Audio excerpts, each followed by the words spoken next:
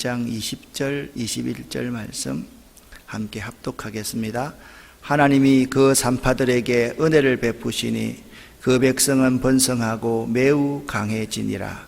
그 산파들은 하나님을 경외하였으므로 하나님이 그들의 집안을 흥황하게 하신지라. 아멘.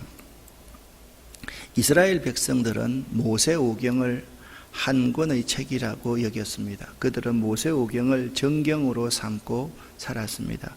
우리는 구약성경을 구분하면 율법서, 역사서, 시가, 예언서 이렇게 구분을 합니다. 이것은 우리식의 방식이고 히브리식의 방식은 좀 다릅니다. 율법서, 성문서, 예언서 이렇게 세 가지로 나눕니다. 앞으로 여러분과 함께 성경연구원, 연경원 공부를 하기 시작하면 이런 부분에 대해서 상세하게 여러분에게 제가 강의할 기회가 있을 겁니다. 참 연경원을 공부하면 성경이 이렇게 좋구나, 맛있구나, 그걸 아마 틀림없이 여러분이 느끼게 될 거고 신앙생활하는 맛이 더 날 거라고 생각을 합니다. 모세오경, 창세기는요 이렇게 구속사실적인 관점에서 보면 창세기는 애굽으로 내려가는 이스라엘에 대해서 말을 하고 있어요. 근데 출애굽기는 애굽으로 내려간 이스라엘의 구원에 대해서 말을 하고 있는데 이 출애굽기를 두 부분으로 나눌 수가 있어요. 1장부터 18장, 그다음에 19장부터 마지막 40장까지로 나눌 수 있어요. 출애굽기를 구분하면 세 구분을 하면 돼요. 1장부터 12장 36절까지. 12장 36절이 참 외우기 쉬워요. 1, 2, 3, 3의 배수 6 하면 12장 36절까지. 1장부터 12장 36절까지는 애굽에서 압제를 받고 있는 이스라엘에 대해서 말씀하고 있어요. 12장 37절부터 18장까지는 시내산을 향하는 이스라엘에 대해서 말하고 있어요.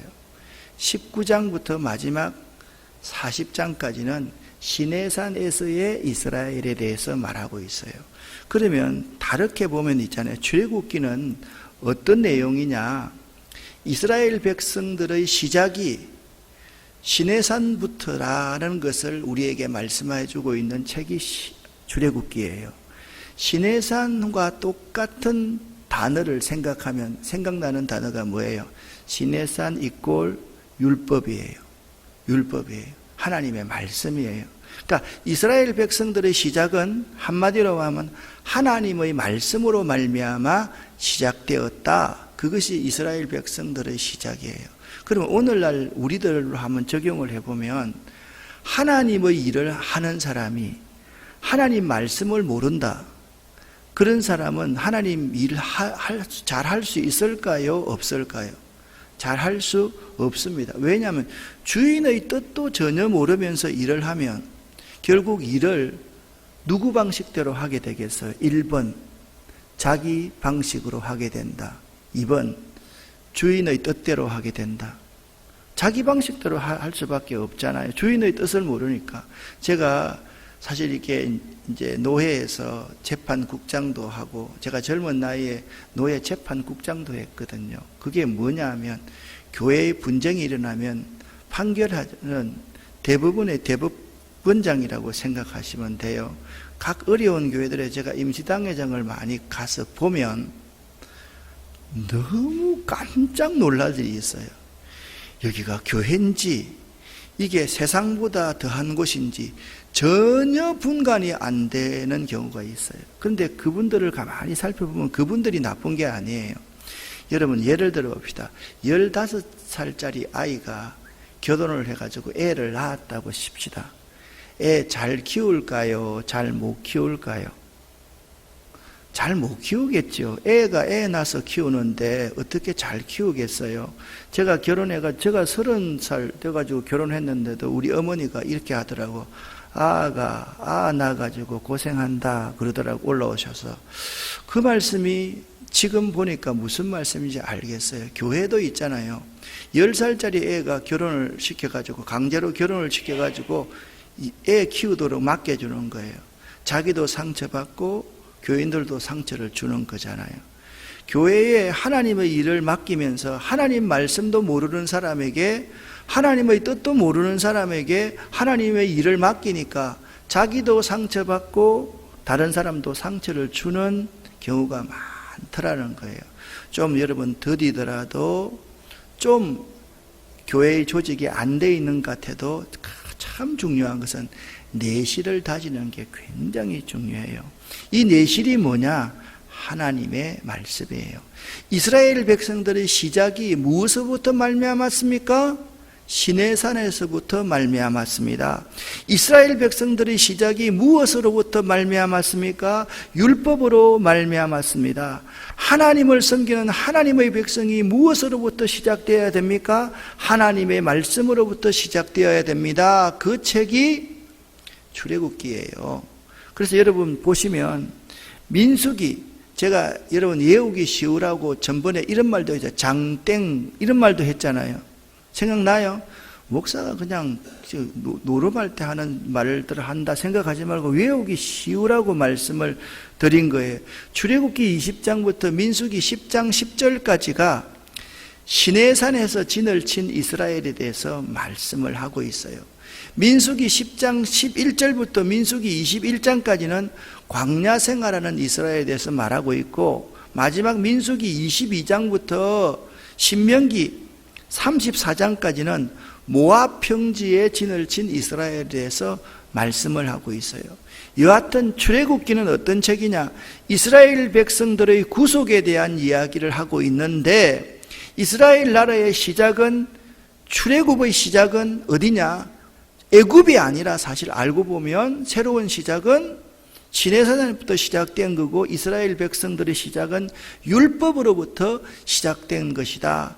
그것을 가르쳐주고 있는 책이 출애굽기입니다. 주제는 물론 하나님의 구속, 구원이라는 내용이죠. 다시 한번 출애굽기를 1장부터 40장까지를 구분하면 1장 1절부터 12장 36절까지는 애굽에서 압제받는 이스라엘에 대해서 말을 하고 있습니다. 12장 37절부터 18장까지는 시내산을 향하는 이스라엘에 대해서 말하고 있습니다. 19장부터 마지막 40장까지는 시내산에서 주신 하나님의 계시, 시내산에서의 이스라엘에 대해서 말하고 있습니다. 그러니까 출애굽기의 중심은 어디입니까? 출애굽기 20장, 19장, 20장에 있는 시내산입니다. 1장부터 12장 36절까지는 애굽에서 압제를 당하고 있고, 그들이 출애굽 구원을 받아서 12장 37절부터 19장까지는 시내산을 향하는 이스라엘, 그리고 19장 20장부터 마지막 장 40장까지는 시내산에서의 이스라엘에 대해서 말을 하고 있다. 자, 출애굽기가 시작이 됩니다. 야곱과 함께 각각 자기 가족을 데리고 애굽에 이른 이스라엘 아들들의 이름은 이러했습니다. 이스라엘 아들들 이름 여러분 잘 아시죠? 그죠? 12지파의 아들입니다. 르우벤, 시므온, 레위, 유다, 단, 납달리, 갓, 아셀, 이사갈, 스불론, 요셉, 베냐민. 이스라엘 지파들의 이름은 이러하니라. 그렇게 말씀을 하고 그 이름들을 쭉 말씀하고 있습니다. 5절 말씀, 야곱의 허리에서 나온 사람이 몇 명이었습니까? 70명이었습니다. 자, 애굽으로 들어갔던 야곱의 허리에서 나온 사람들이 66명이었습니다. 플러스 야곱 합치면 67명입니다. 애굽에 있었던 사람이 요셉이고, 요셉의 두 아들이 므낫세와 에브라임이었기 때문에 67 플러스 3은 70명입니다. 여기에 야곱의 허리에서 나온 사람이 모두 70이요. 요셉은 애굽에 살았었는데 요셉과 그의 형제들, 그 시대의 사람들은 다 죽었습니다. 그래서 400여 년이 지금 흘러가고 있었다라고, 이 세월이 장구한 세월이 어마어마한 세월이었다, 그렇게 말씀하고 있습니다. 그 70명이 내려간 그 시대 가운데 하나님이 축복하여서, 하나님이 어떻게 축복했어요? 아브라함에게 뭐라고 축복했어요? 얘들아, 저 하늘의 별을 한번 보아라. 이렇게 할 때는 하늘을 한번 봐요. 별이 없어도 저 별처럼 너희 자손들이 번성할 것이야. 얘들아, 바다의 모래알을 한번 세어보아라. 셀 수 있니? 없지 않니? 이 모래알처럼 자손들이 번성할 거야. 그 말씀을 이루시기 위해서 출애굽기 1장 7절 말씀에 이스라엘 자손은 생육하고 불어나 번성하고 매우 강하여 온 땅에 가득하게 되었더라. 그렇게 말씀. 그러니까 애굽 나라의 세겜에서 틀을 잡은 이스라엘 백성들이 점점 더 강성해져서 애굽 사람들이 위협을 느낄 정도로 이스라엘 백성들이 강성해졌던 거예요. 누구로 말미암아? 하나님으로 말미암아 강성해. 애굽 사람들이 걱정하기 시작합니다. 야, 밀란이 일어나는구나. 다른 나라 군대가 쳐들어오면 이스라엘 백성들의 이 군사력이 합쳐지면 우리 애굽이 전복될 수도 있는 거잖아. 그래서 이들을 지금부터 경계하자. 그게 이스라엘을 압제하는 시작이었거든요. 저는 일본이 우리를 건드리고 중국이 우리를 건드리는 것은 단순하게 건드리는 게 아니에요. 지금 법률 때문에 건드리는 게 아니에요. 우리가 너무 잘 살아가니까 이제는 우리의 모든 것들을 견제하자는 거 아니에요. 그 싸움이니까 이 싸움이 결코 쉬운 싸움이 사실 아니거든요. 서로 감정적으로 막 불매운동회가 해결될 게 아니고요. 우리의 내실을 잘 다지면서 우리 민족이 하나가 될 수 있는 그러한 기회로 만들어야지. 이것 때문에 민족을 자꾸 분리하고 분열하고 막 너무 불매운동 강하게 하면서 너는 친일파다 이렇게 몰아가면요, 이 나라 망하는 거예요. 그걸 노리고 이 사람들이 하는 건데 우리는 지금 그런 건 모르고 자꾸 한쪽으로만 몰려가는데 이럴 때일수록 냉정하게 대처를 하지 않으면 안 돼요. 이럴 때일수록 절대로 감정적으로 급하게 민족주의가 다시 부활되면요, 우리나라는 망합니다. 이럴 때일수록 세계의 역사를 가만히 보면서 하나님이 이 민족의 역사를 어떻게 이끌어 가시는지를 우리가 잘 볼 수 있어야만 돼요. 이 엄청난 역사가 지금 그 창세기에서 말씀했던 엄청난 역사가 이 70명이 내려가서 일어나서 지금 60만 명, 전체 인구는 200만 명이 되도록 이렇게 바뀌게 된 거예요. 이때 놀라운 일이 일어납니다. 요셉을 알지 못하는 새 왕이 일어나서 애굽을 다스립니다. 그가 가만히 나라의 정권을 다 장악하고 보니까 이스라엘 자손이 우리보다 많고 강하다라는 생각이 들었습니다. 많고 강하면 정치는요, 살아있는 생물이고 정치는 정글이거든요. 여러분, 우리 정치를 이렇게 생각하면 안 돼요. 내가 착하면 다른 사람이 우리를 착하게 대해줄 거야. 이거는 나와 너 사이에 그러는 거지. 민족과 민족과는 내가 착하면, 내가 평화를 추구하면 상대가 평화롭게 대할 거야. 이건 아주 나이브한 생각이에요. 예수님이 사람을 대할 때는 이렇게 하지만 민족과 민족을 대할 때는요, 저들이 강하면 우리가 어떻게 해야 돼요? 내가 그런다는 게 아니에요. 저들을 짓밟아 놓아야지 우리가 이긴다고 생각하는 것이 이 민족주의거든요. 그래서 강하다. 자, 우리가 그들에게 대하여 뭐하롭게 하자요? 지혜롭게 하자. 냉정하게 그들을 대하자. 두렵건대 그들이 더 많게 되면 전쟁이 일어날 때 우리 대적과 합세하여서 우리와 싸우고 이 땅에서 나갈까 하노라. 그래서 새로운 왕이, 요셉을 알지 못하는 새로운 왕이 그들 위에 무거운 노역을 하게, 강제 노역을 하게 되는 거예요. 그 강제 노역의 내용이 국고성 비돔과 람셋을 건축하게 만들었던 거예요. 사실 람셋과 비돔과 람셋 이건 건축할 필요가 없었어요. 뭐 하기 위해서? 이스라엘을 압제하기 위해서 했던 강제 노역 공사라고 생각하시면 됩니다. 자, 그런데 12절 말씀 같이 한번 읽어보겠습니다. 그러나 학대를 받을수록 더욱 번성하여 퍼져나가니 애굽 사람이 이스라엘 자손으로 말미암아 근심하여. 아멘. 이게 하나님의 선교 방법입니다. 하나님의 선교 방법은요, 학대를 가하면 가할수록 더욱더 살아 역사하는 것이 하나님의 선교예요. 중국에 문화혁명이 일어났잖아요. 모든 종교를 다 씨를 말리려고 했어요. 모든 종교가 사실상 씨가 다 말랐어요. 그런데 나중에 와서 뚜껑을 딱 열어보고 나니까 모든 종교는 다 없어졌는데 기독교는요, 엄청나게 엄성하게 사람들이 많아진 거예요. 지금 여러분 중국에 기독교인들이 몇 명 정도 되는지 아세요? 최소한 1억이랍니다. 1억. 그러니까 중국의 기독교인들이 늘어나면 세계 기독교인이 늘어나고, 중국의 기독교인들이 줄어나면 세계 기독교인이 줄어드는 거예요. 여러분 이걸 알아야 돼요. 중국이 그 GDP 같은 그러한 부분들은요, 세계 평균에 못 미쳐요. 그런데 나라가 잘 사는 이유는 뭐냐 하면요, 크리스찬들이 많기 때문이에요. 그걸 알아요. 하나님이 그 민족을 통해서 뭔가 하실 일이 있거든요. 그래서 지금 이 학대를 받으면 받을수록 기독교는 더 번성해 나가는 거예요. 그래서 사단이 기독교를 지금까지 핍박을 할 때 두 가지 방법이에요. 하나는 학대하고 핍박하는 방법이었고, 하나는 기독교인들에게 자유를 주고 자율권을 주고 등 따숩고 배부르게 만드는 거예요. 어떤 게 더 효율적일까요? 학대를 할수록 인구는 많이 늘어나지 않는데 신앙이 더 단단해지더라는 거예요. 견고해지더라는 거예요. 이 사람들은 죽으면 죽으리다 하고 나서더라는 거예요. 그런데 잘 살게 해주니까, 그래서 기독교 학자들 가운데 주전 313년입니까?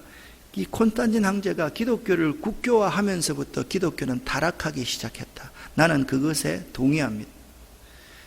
사실 그렇거든요. 그런데 학대를 받으면 받을수록 더 강해지는 것이 하나님의 선교의 방법이다. 그게 연단이고 단련이잖아요. 그런데 이들이 국고성 비돔과 라암셋을 이제 건축하면서 시켰던 일이 뭔지 아세요? 설계하고 공사를 감독하고 공사를 지도하고 이런 거 안 시켜요. 이 사람들은 가장 단순한 일만 시키는 거예요. 흙 이기기와 벽돌 굽기와 농사의 여러 가지 일을 이들에게 맡겼다. 왜? 이들에게 중요한 일을 맡겨서는 안 되잖아요. 리더로 이들을 세워서는 안 되잖아요. 그래서 이렇게 염려가 되니까 히브리 산파를 세웠어요. 히브리 산파가 누구냐 하면 십브라와 부아라는 히브리 산파였어요. 그래서 히브리 산파에게 말하는 거예요. 히브리 여인들을 위해 오늘날 산부인과 의사라고 생각하면 되죠. 해산을 도울 때 그 자리를 살펴서 아들이거든 그를 죽이고 딸이거든 살려. 나는 이게 무언가 이해가 돼요. 사람을 이렇게 동물하고 비교해서 죄송하지만은 닭을 부화시키잖아요. 달걀이 이제 부화가 되잖아요. 그러면 주인이요, 암수 구분을 딱 해가지고 수컷들은요, 옛날에는 학교 앞에서 다 팔았잖아요. 그렇죠? 이건 100% 수컷입니다. 예? 암컷들은 키우는 거예요. 요즘은 어떻게 하는 줄 알아요? 팔지도 잘 못하니까 학교 앞에서 동물들 못 팔게 하거든요. 요즘 어떻게 하면 수컷들은 싹 골라가지고 죄송합니다, 땅에다 놓고 묻어버립니다. 가치가 없는 거예요. 암컷 15마리에 수컷 하나만 집어넣으면 되거든요. 요즘은 수컷 집어넣을 필요도 없어요. 인공수정해가지고 다 부화하니까. 그래서 남아들을 다 죽이라는 거예요. 그런데 이 히브리 산파 십브라와 부아라는 이 여인이 대단한 여인이었어요. 이들이 애굽 왕의 명령을 어기는 거예요. 그리고 애굽 왕의 명령을 어긴다는 것은 어떤 의미가 있어요? 목숨 내걸고 한다는 거잖아요. 이걸 한 문장으로 바꾸면 죽으면 죽으리이다. 이런 각오로 이 십브라와 부아가 일을 했는데요. 20절 말씀을 보십시오. 뭐라고 말씀합니까? 하나님이 그 산파들에게 뭐를 베푸시니? 은혜를 베푸시니 그 백성은 번성하고 매우 강하여졌다. 산파들이 말하는 거예요. 왜 니네들은 남아 안 죽여? 남자아이 안 죽여? 그랬더니 이들이 지혜를 받아가지고 히브리 여인들은 하도 강해가지고 우리가 도착하기 전에 벌써 아이 낳아버렸는데 우리가 어떻게 죽입니까? 사실상 맞아요. 그런데 하나님이 이 산파들에게 이렇게 말합니다. 21절. 그 산파들은 누구를 경외하였으므로? 하나님을 경외하였으므로 하나님이 그 산파들의 집안을 흥황하게 하신지라. 그렇게 말씀하고 있습니다. 여러분, 우리가 참 잘 알아야 될 게 뭐냐면, 여러분들이 예수 믿기 전에, 여러분들 자녀들도 예수 믿기 전에 병도 걸리고 사업도 실패해보고 막 지지리도 어려운 일이 많았어요. 그 어려움들 그 자체가 저주가 아니에요. 히브리 사람들에게 이 학대, 핍박, 이것은요, 자, 물어볼게요. 히브리인들이 이런 엄청난 상상하기 힘든 고역과 힘든 것이 없었으면 모세가 나가자 그랬을 때 나왔을까요? 안 나왔을까요? 절대로 안 나오지요. 그러니까 이 일도 하나님이 하시던 일이라는 거예요. 그들이 상상할 수 없는 엄청난 노역을 감당하고서 야, 정말 못 살겠다, 죽었으면 좋겠다 라고 할 그때 하나님이 모세를 통해서 내 백성 이스라엘을 구원하여라 라고 했을 때 그들이 입이 대빨 나와가지고 불평을 하면서도 나오게 된 것이죠. 그러니까 그들에게 있는 학대와 핍박과 그들이 죽음에 가까이 간 것이 저주가 아니라 하나님의 구원을 위한 축복의 시그널이었다는 사실을 알 수 있는 거예요. 할렐루야. 여러분 인생에 있어서 좀 힘든 일이 있을 수 있어요. 그 힘든 일이 하나님이 여러분을 구원하시고 여러분을 축복하시기 위한 하나님의 축복의 신호다, 이 사실을 잊지 마시기를 예수 이름으로 간절히 축원합니다. 여러분 누가복음 5장 실패와 성공 설교할 때 말씀드렸잖아요.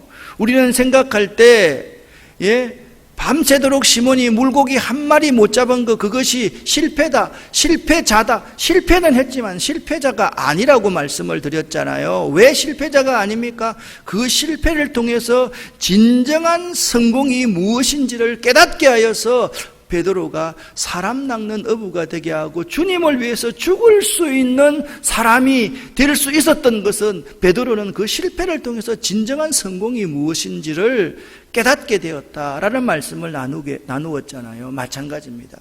히브리 사람들의 이 학대와 이 핍박과 어려움은 하나님의 구원을 위한 축복의 시그널이었다. 꼭 기억할 수 있기를 예수 이름으로 간절히 축원합니다. 이번 일주일도 믿음으로 승리하시기를 바랍니다. 기도하겠습니다. 하나님 아버지 감사합니다. 그 산파들은 하나님을 경외하였으므로 하나님이 그 산파들에게 은혜를 베푸시니 우리들이 목숨을 걸고 왕의 명령을 어기고 하나님의 명령을 따를 수 있는 이들처럼 하나님의 복받는 사람들 될 수 있도록 도와주시옵소서. 이 새벽도 하나님 우리에게 은혜를 내려 주시옵소서. 일주일도 넉넉히 믿음으로 승리할 수 있도록 도와주시옵소서. 예수 그리스도 이름으로 축복하옵고 간절히 기도 올립니다. 아멘.